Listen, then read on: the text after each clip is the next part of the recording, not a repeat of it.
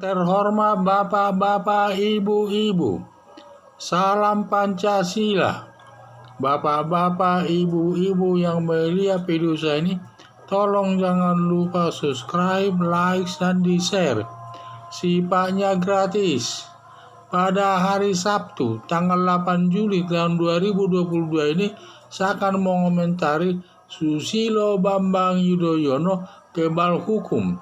Banyak kasus korupsi besar tidak diungkap penyidik. Susilo Bambang Yudhoyono berkali-kali tersangkut perbuatan korupsi, tetapi aparat penegak hukum, terutama Komisi Pemberantasan Korupsi, tidak berani bertindak. Sejak pemerintahan Susilo Bambang Yudhoyono selama 10 tahun, banyak terindikasi melakukan perbuatan korupsi.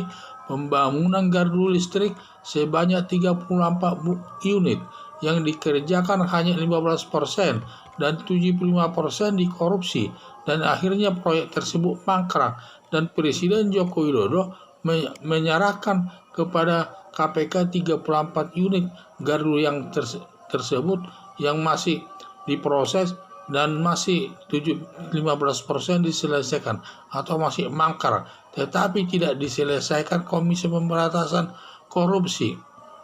Kasus korupsi pembangunan proyek Hambalang, waktu itu nilai proyeknya 2,5 triliun, belum selesai. Akhirnya bangunannya mangkrak. Banyak uang proyek yang Hambalang dikorupsi.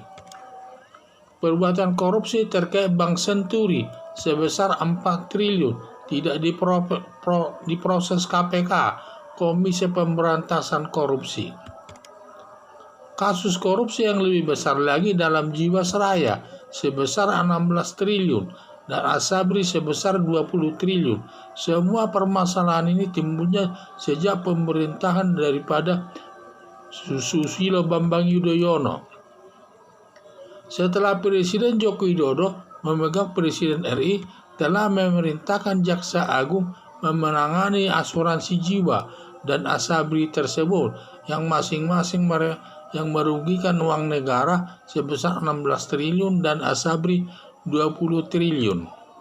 Kedua masalah tersebut sudah diperiksa Jaksa Agung RI dan hasilnya sudah menunjuk adanya ikutnya keterlibatan Susilo Bambang Yudhoyono mengambil uang Jiwasraya dan Asabri yang melakukan perbuatan korupsi yang merugikan keuangan negara. Melanggar pasal 2 Undang-Undang Nomor 31 Tahun 1999 tentang pemberantasan tindak pidana korupsi yang ancam hukumannya ada 3, yaitu hukuman mati, seumur hidup, dan hukuman badan maksimal 20 tahun. Dapat dikenakan hukuman mati berdasarkan pasal 2 ayat 2 Undang-Undang Nomor 31 Tahun 1999 tentang pemberantasan tindak pidana korupsi dengan 4 syarat, yaitu negara dalam keadaan darurat yang disebut dalam undang-undang. Yang kedua, bencana alam. Bencana alam ini adalah macam-macam jenisnya. Pandemi virus corona, gempa bumi, banjir bandang, dan lain sebagainya. Ini termasuk bencana alam semua ini. Satu saja perbuatan dilakukan dapat dikenakan hukuman mati. 2. Mengulangi perbuatan korupsi.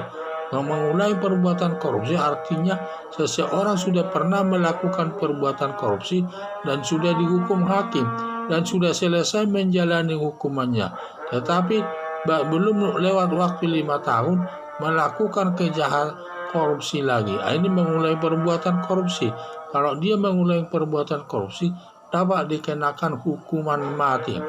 4. Resesi keuangan dan ekonomi. Resesi keuangan ini di mana membayar gaji pun tidak mampu, atau ekonomi pun di mana barang-barang tidak laku, lesu semuanya.